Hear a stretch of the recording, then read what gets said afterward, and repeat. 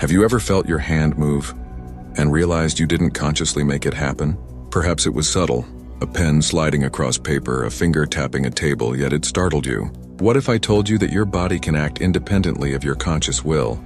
That your mind is capable of moving itself without you even knowing? It sounds impossible, even frightening. But this isn't science fiction.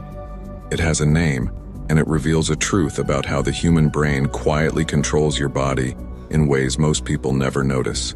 A thought you barely register, a mere suggestion whispered in your mind can compel your muscles to act as if you willed it, even when you didn't.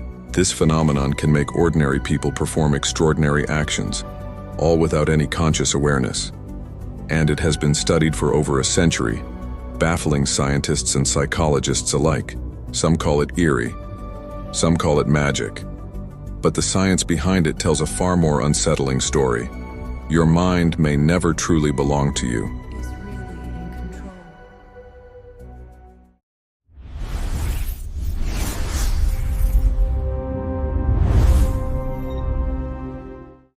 Think about the last time you held a Ouija board, or perhaps lightly experimented with a pendulum even as a joke. You probably asked a question, placed your fingers lightly on the board and felt the planchette move.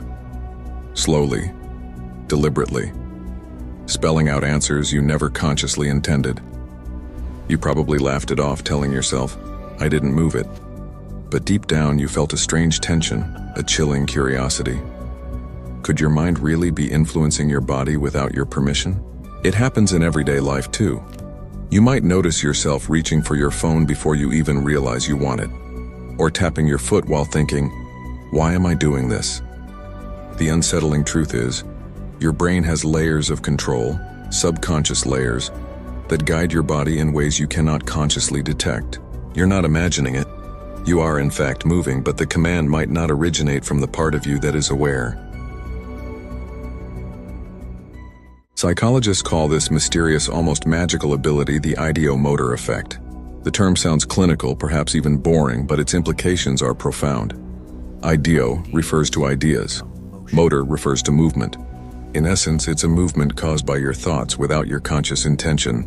The phenomenon was first described in the mid-19th century, during experiments with mesmerism and hypnosis, when scientists noticed that people's muscles could subtly respond to their thoughts, even when they believed they were doing nothing. Later, it became the explanation for Ouija board movements, pendulum dowsing, and even certain subtle behaviors in therapy sessions. The ideomotor effect is proof that thoughts alone, even fleeting subconscious thoughts, can create action, bypassing our conscious control entirely. It's like discovering that your body has a secret life, one that quietly follows the commands of your hidden mind. Imagine sitting alone in a dimly lit room, your hand resting lightly on a pendulum. You ask a question. Your mind hovers between curiosity and doubt. Suddenly, the pendulum swings. You flinch.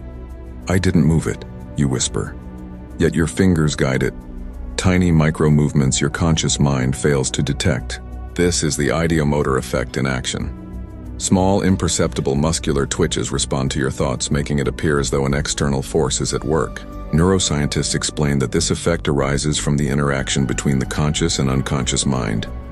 Your brain has specialized motor areas, the primary motor cortex and the supplementary motor area, that can send commands to muscles without activating conscious thought pathways. Even more intriguingly, the cerebellum, often called the error corrector of the brain, coordinates these subtle movements so smoothly that your mind believes it isn't acting at all. In simpler terms, your subconscious mind can convince your muscles to act while your conscious mind remains blissfully unaware. And it isn't just pendulums. Everyday movements, reaching, fidgeting, even tiny facial expressions can be guided by this hidden system. One of the most fascinating historical studies involved a simple experiment with pendulums. Participants were asked to hold a small weighted rod and think about moving it in a particular direction. Without consciously trying, their hands shifted ever so slightly in the direction of their thoughts. The movements were too small to notice in real time, but when measured precisely, the correlation was undeniable. The participants were moving the rod, yet their minds insisted they were doing nothing. In another famous case, spiritualists in the 1800s claimed that spirits were moving Ouija boards. Psychologists later demonstrated that the planchette movements were purely ideomotor, tiny unconscious motions caused by the participants' own thoughts. Even today, the ideomotor effect explains many experiences that seem paranormal: table tilting, automatic writing, and mysterious pendulum swings. Consider this scenario. A therapist guides a patient to touch a pendulum, asking subconscious questions. The pendulum moves. The patient reacts in astonishment.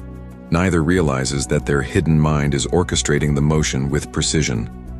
In experiments using motion sensors, participants' fingers move imperceptibly, but with accuracy and intention.